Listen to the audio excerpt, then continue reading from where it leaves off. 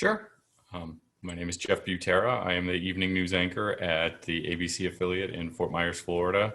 You could basically divide my career in half. I spent almost a decade as a general assignment reporter working in Gainesville, Huntsville, Jacksonville, Phoenix, and Tampa. And then in 2012, I got a call from a news director who had tried to hire me as a reporter back in 2005. And I went to Jacksonville instead, but a guy named Daryl Adams called and said, I've got a position on the desk, on the anchor desk, on my ABC side of the duopoly.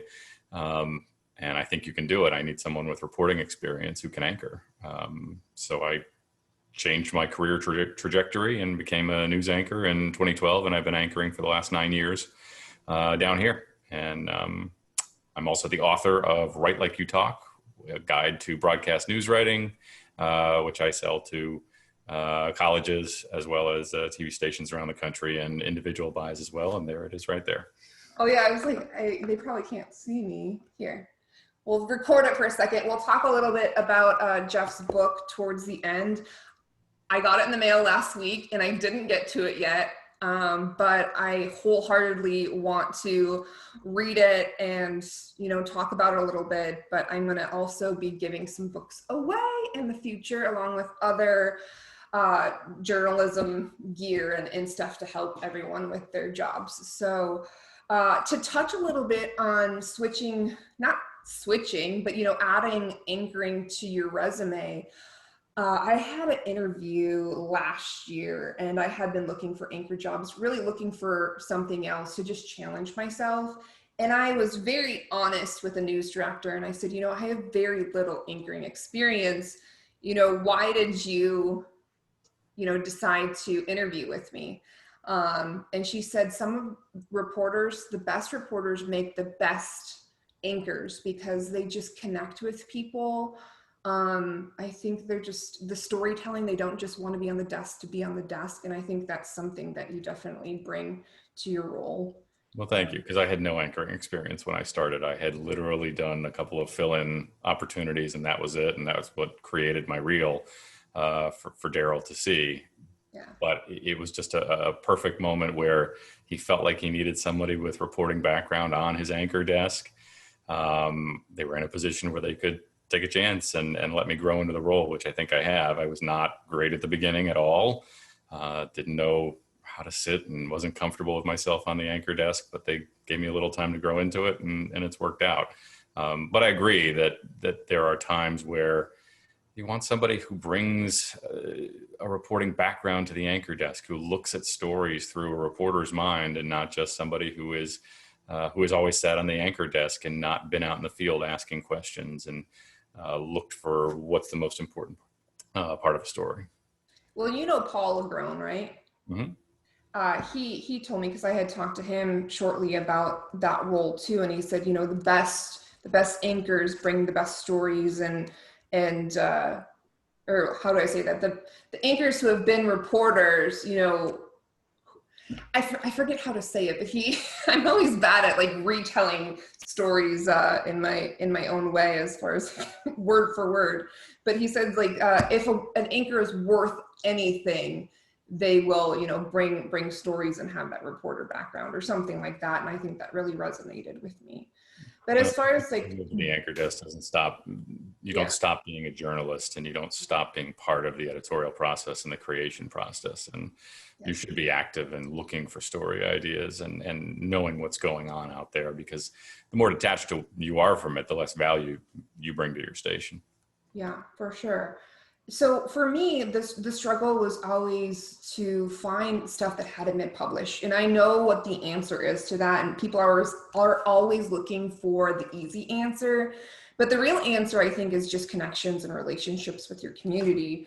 And I just wanted to talk to you and ask you, do you have a process for finding stories? Because you do some really great investigative work, great features and just great storytelling and all. So I just wanted to know what your process is and if other people can do that too.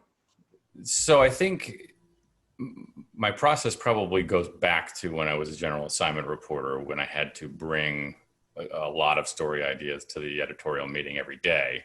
Mhm. which was it's a challenge. It was a grind. You were always as good as your last story idea, and as soon as it was done, it felt like the clock was then ticking for the next meeting, Yeah. and there was always this pressure of I don't want to go to this meeting with no ideas, Yeah. which is exhausting for a general assignment reporter. Quite frankly, I don't miss it as an anchor now, where I don't have to bring a great story idea every day. There's an expectation that I'm still bringing ideas, but it doesn't have to be every day. One of the things that helped when I was a general assignment reporter was I kept a really good Rolodex. If anybody gave me a phone number, it went in my notepad that I kept in my shirt pocket every day.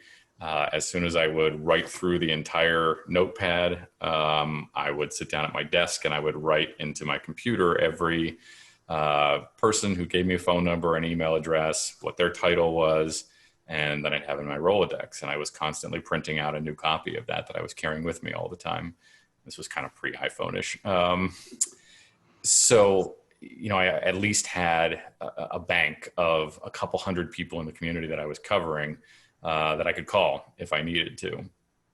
The best way to approach trying to find stories was to call some of these people who understood how the process worked, understood how the community worked, and talk to them and ask them what was going on, because people know what's going on in their world.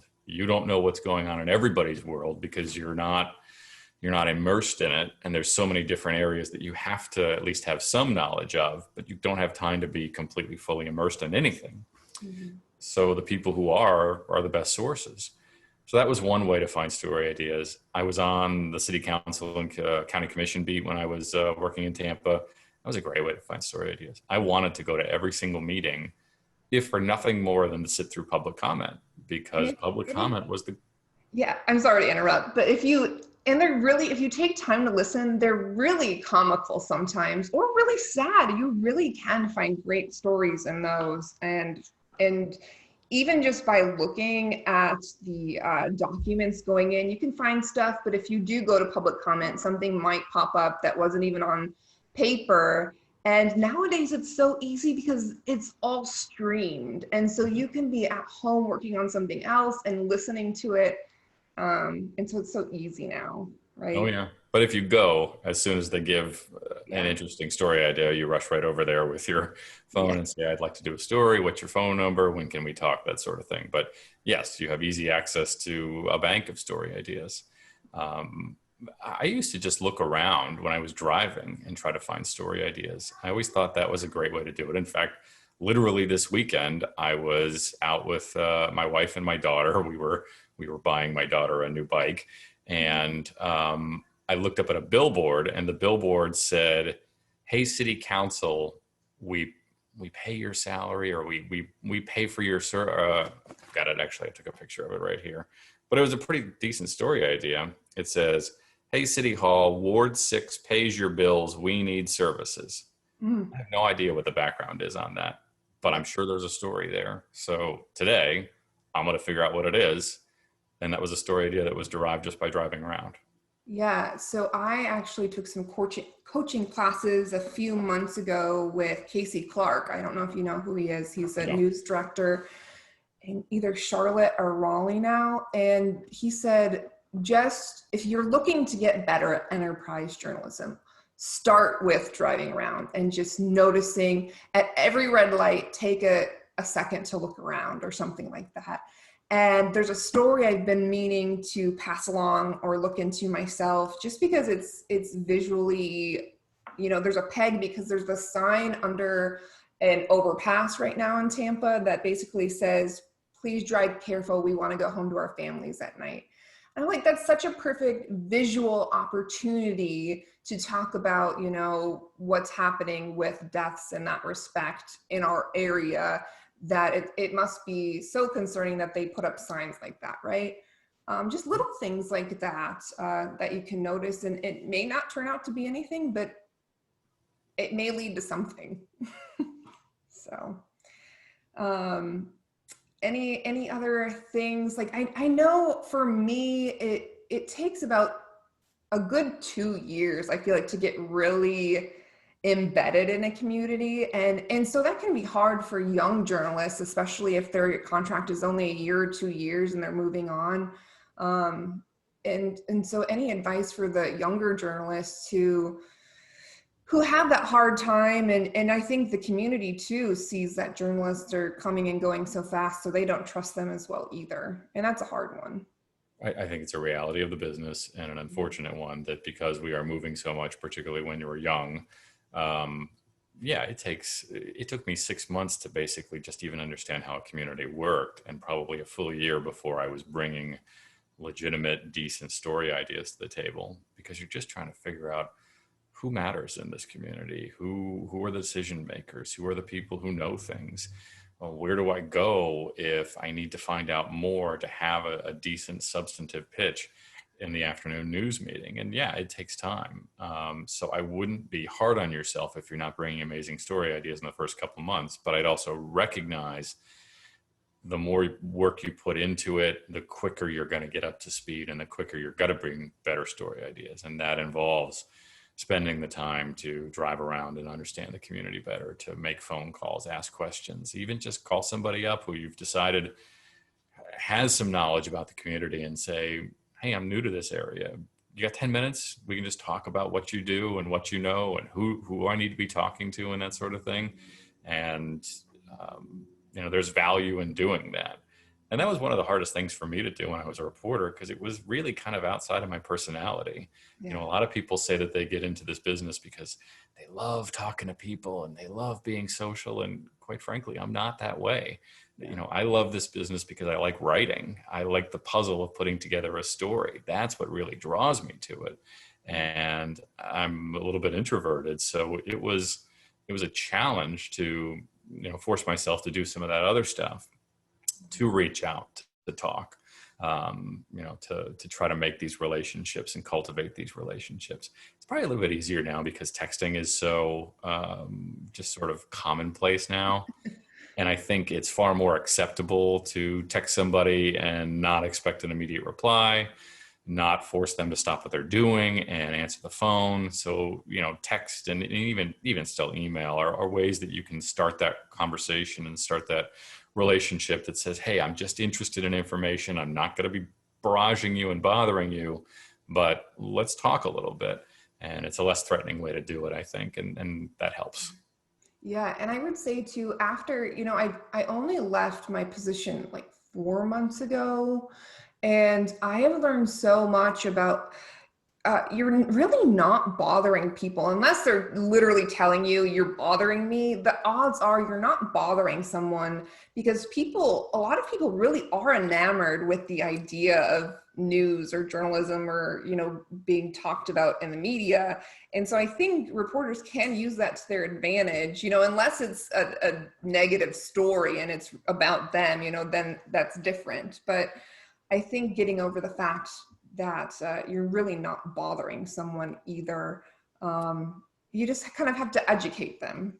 I think we get so much brushback from a lot of folks that we get metaphorically gun shy about doing it because we've been yelled at every now and again for, being obtrusive or whatever. And you just kind of assume everybody's going to be like that to you.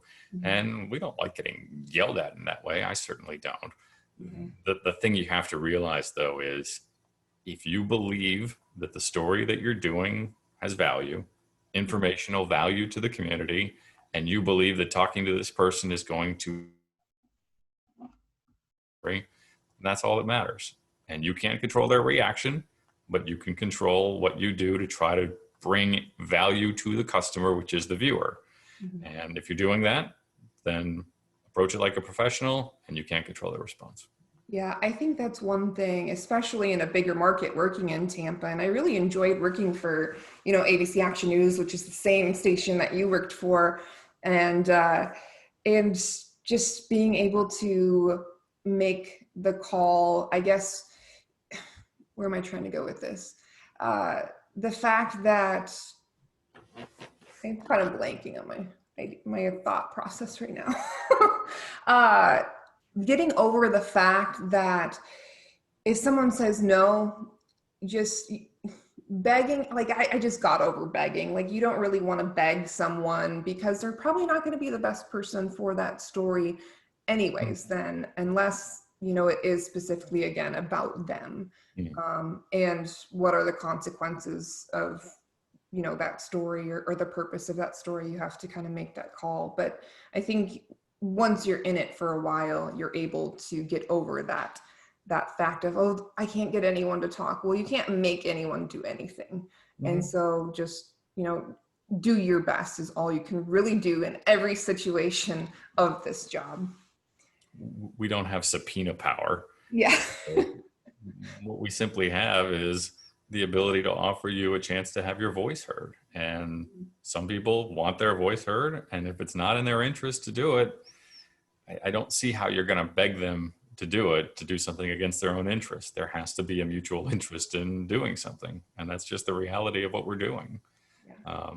And there are other ways to get information that you need that don't involve on-camera interviews. And sometimes that's the direction that you go. But again, it's Yeah. always in service to the story. Yeah, 100%. There's been plenty of times, where the information may be best, as long as you just have it. Mm-hmm. So, and that's what true journalism is, finding out the truth and the information and getting those answers. So, I don't know if you have any more tips regarding that. Otherwise, I can switch gears to kind of talk about writing. I do have a tip. Okay. And it's a tip. Well, it's a tip that I learned as an anchor that I wish I had known when I was a reporter. Mm-hmm.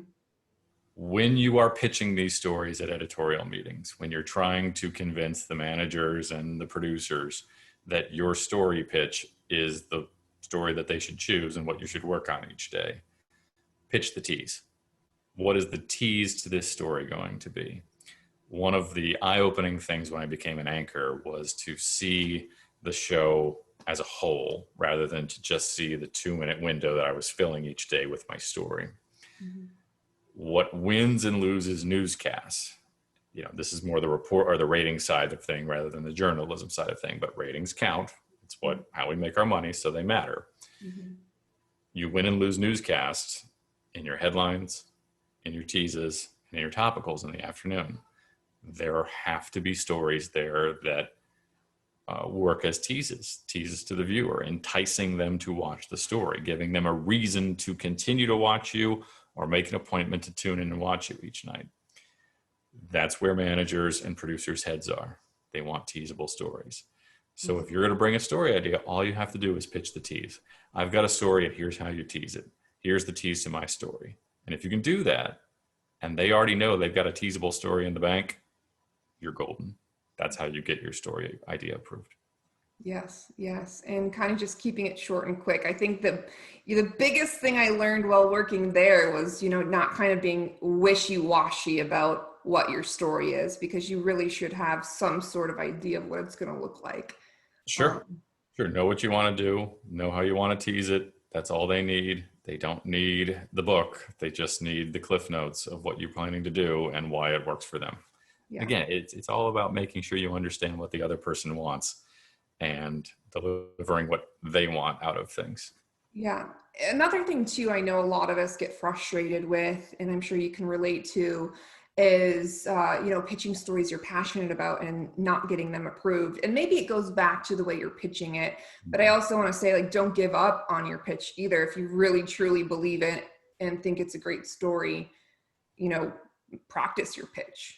Yeah. And I'm the worst, I am the worst pitcher probably, but I want people to skip all of my pain that I went through in all of my pitching meetings and do better than that and believe in themselves, because it really is worth it when you have a great story and want to do it, to stand up for it and for yourself.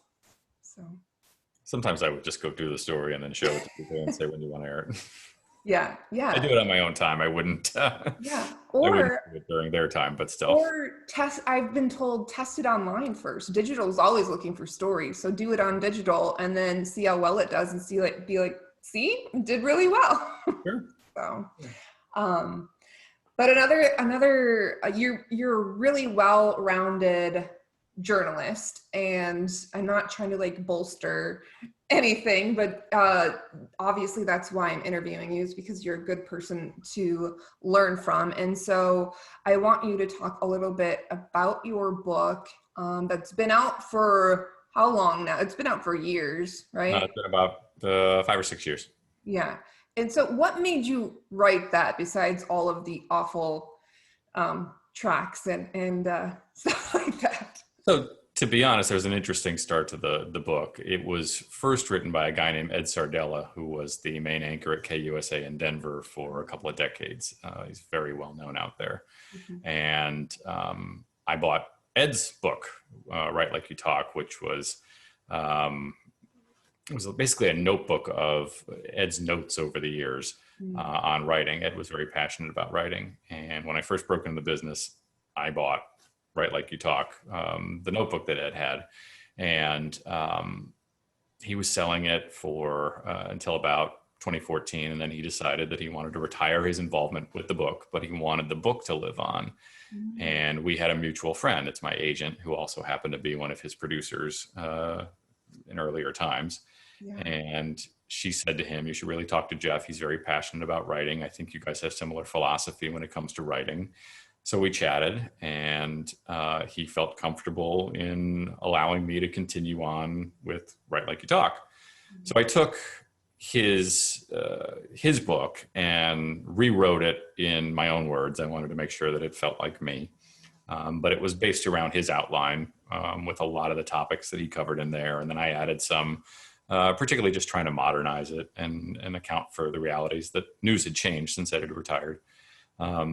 And then put it together, and I have it printed by a printing company and have been selling it for the last 5 or 6 years or so. But I'm passionate about it because this is how we communicate with our customer. This is how we communicate with our viewers. And I think the urge at this point is to just say, we do so many newscasts each day. Just get the television on, and the writing's all the same. And it's really just about the story. And all writing is just, you guys know how to write. But we're not really communicating the most effective way that we can with our viewer. And that's just have a conversation with them. Mhm. So often we're forcing them to learn this sort of language that TV news invented, with all these weird phrases and all this funny sounding sentences where we don't sound human. We almost sound alien to the viewer. And it's saying to the viewer, hey, learn this language that I'm going to talk to you at. We've decided it's better. No, have respect for the viewer. They came to you. They want information from you. They're choosing you. At the very least, have enough respect for them to speak their language and not force them to do extra work. Just talk to them. Have a conversation with them. And that's the whole point of Write Like You Talk, is to talk about conversational writing, to really lean into the idea that there is another person on the other side. I'm having a conversation with you and I can see you. When I'm on air, I can't see the other person, but I have to imagine that they're there, and I have to talk directly to that person. And there's real value in a viewer feeling like the anchor is talking to me. Mhm. A lot of times when I watch news from the outside, I feel like the anchor is assuming they're standing on a mountain and they are delivering the news aloud for all the townspeople below to hear. And they shall bellow and shout above. And if you'd like to listen in, you can. And it shouldn't be like that. It should feel like just you and me. We're Yeah. talking. And that's the most effective way to do this. And I'll be honest, I think my track and my the way I wrote and stuff got worse in the bigger market that I got, just because I feel like certain markets don't pride storytelling as much, but I also had to keep reminding myself that it's also on me as well. And so I guess, what are your top 3 pet peeves that people use? And there's so many. Gosh, we could, fill up a paper. But the top 3 most overused ones that people could change today. I mean, the first ones that come out are two that you see, quite frankly, on network news all the time. If you watch GMA today, if you watch the Today Show today, I guarantee that a couple of these are going to be there. And that's speaking out, broke their silence. That's shorthand in network news for someone's doing an interview for the first time. They're answering questions for the first time. But again, it's sort of an invented language. If somebody didn't take a vow of silence, they're not breaking their silence. Who said that they were being silent about it? They just said they were going to talk for the first time. Yeah. Speaking out, well, just doing an interview. And that's really what it boils down to is just getting rid of all of this language that nobody says in real life, and keeping it off of our news as well. Cop speak is another one. Law enforcement speaks a certain way when they're doing their news releases, when they're having their interviews where they're explaining what's going on, even when they write the police report and that sort of thing. But just because they say it a certain way doesn't mean you need to repeat it that way. As long as the facts are the same, your job is to translate it for the viewer so that the viewer can understand it. Mm-hmm. It always comes back to, who is the customer? Who are you actually doing this for? And it's not the police department, it's the viewers at home. The police department are providing the information because they've investigated it, but it's our job to deliver the information to the people at home. So you have to get rid of fled on foot, which just means that the suspect ran away. Yeah. A wooded area is just the woods. And a motorist, who says motorist? They're just drivers. And a lot of this is so simple. And you think, when you really think about it, it's like, well, of course you'd say driver instead of motorist. But I can't tell you how many times I see a script that says motorist on there, because that's how the Florida Highway Patrol wrote it in their little release about this thing. I would always get so nervous and be like, Andrea, come over here, let's talk about your script. And I'm like, oh gosh, what did I do now? But I remember you would put it so simply. You would say, what do you mean by this line? And then I would tell you what I mean. And you're like, well, why didn't you just say it that way? And I was like, oh. It was really that simple, just taking a step back and asking yourself that. But it was those little things that, changed how I wrote and looked at things. And of course, I still made a lot of mistakes, but I just wanted to say thank you for that, and that it's probably an ongoing effort. Do you still have to work at it every day to be like, I can't use that, that's not right, that's not how we talk? Oh yeah, sure. This is a constant learning process. And if you feel like you've learned it all and you don't need to learn anymore, then I think that's when you need to get out of the business, because we're always trying to figure out the very best way to communicate with our viewer. And a lot of this is subjective. We make subjective decisions every day about what the correct word use is and how best to phrase it and what's most important. And you're always trying to strive to do it. It's one of the reasons that, I talked about why I like this job, is I like the puzzle of trying to figure out the way to do it. Mm-hmm. But you never know if there are better ways to do it. And I'm always looking for that. One of the things that I thought about when you talked about, why didn't you just say it that way? The thing that I would come over and talk to you about. Yeah. Clarity is king. Yeah. Don't make the viewer work harder than they have to. And, the more complex a story got, a more complex an issue I was trying to report on, the less complex my writing would get.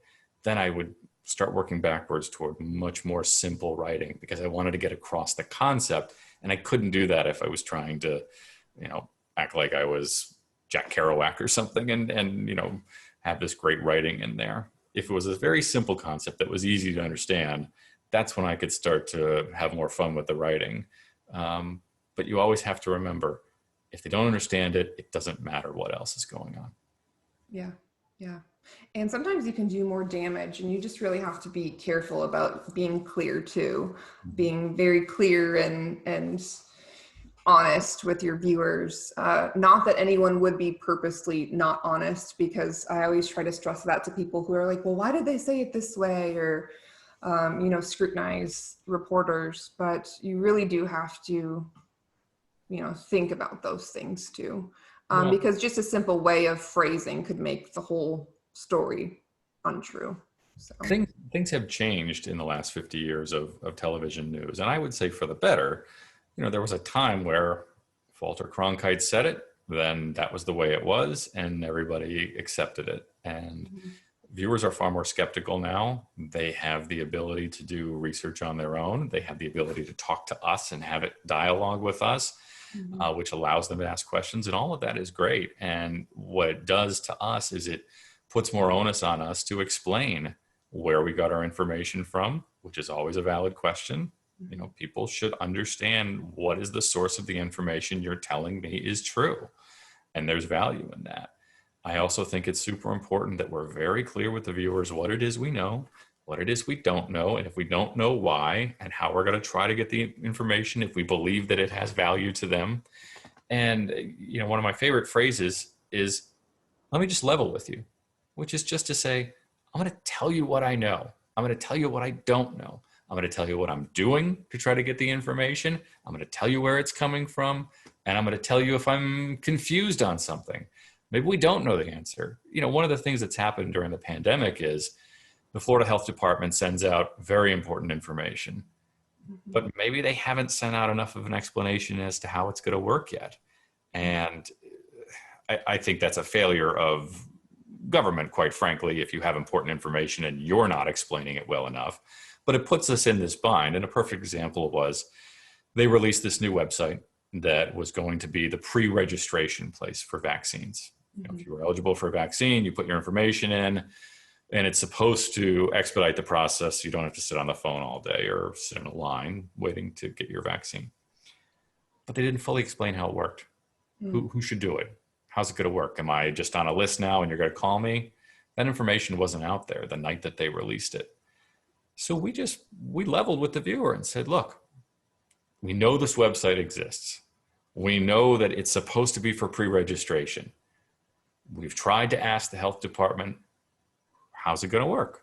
If I sign up, what's the next part of the process? We don't know the answer yet because they're not telling us. We're going to find out tomorrow. It was after business hours when they released it. That's their choice. We didn't know enough, but we knew enough to know it needed to be out there. So you just level with people and be honest with them. And I think that's exactly how you should communicate. Yeah. I just want to say this before we wrap up, but I think the best way to learn, and you should always have that yearning to learn in any business, but especially in journalism, is to latch on or look up to people or find mentors like yourself in the industry. Throughout my career, I've found people like yourself who are willing to help and kind of mentor you, or just have a conversation like this to help out, which can, just help your growth so much. Doing your own research, doing your own homework, like, reading books like this, or going to conferences. I think conferences and continuing education is some of the best money I've ever spent, if your station isn't willing to send you, just because it can better you not only in your career, but as a person. And I know I've seen you at a lot of those conferences too. So I think one of the big surprises when I got in the business was that, news directors and assistant news directors were not as forthcoming with feedback as I assumed they were going to be. I always assumed it was going to be a deconstruction of my story every day. And what did I do right? What did I do wrong? And the truth was there just wasn't time for that kind of level of feedback. News directors and assistant news directors are putting out fires all day. And, if you get 5 minutes of a cursory glance when they're doing approval of your story every day, they're really just looking for fact errors and trying to make sure that we're making the right ethical decisions and things like that. But, really digging down into the style of writing and how you chose to tell the story, we're just not getting there. So if anybody in the newsroom was willing to go through my stories that way and spend the time with that, I latched onto them because that was feedback I wasn't getting from other places. It was feedback about things that I really wanted to get better at. How can I better tell this story? So yeah, anybody who's willing to do that, whose advice you trust and whose advice you respect. I've had some people try to tell me different things about my work that weren't helpful to me. They took me in directions that they didn't understand my strengths and what I could do and what I couldn't. And they weren't great people. But if you find somebody who gets you and you respect them, yeah, absolutely, I would latch onto them. Okay. Tell people where they can find your book and follow you, because those are all important things. Sure. So you can buy the book at my website, writelikeyoutalk.com. It's the only place to buy the book. It's super easy. If you ever want to buy more than one book, if you're a manager in a newsroom and you want to buy multiple for all your producers, or you're an anchor who wants to buy multiple for your producers, email me at jeff@writelikeyoutalk.com. and I can get you a discount on shipping and reduce the price on a bulk order.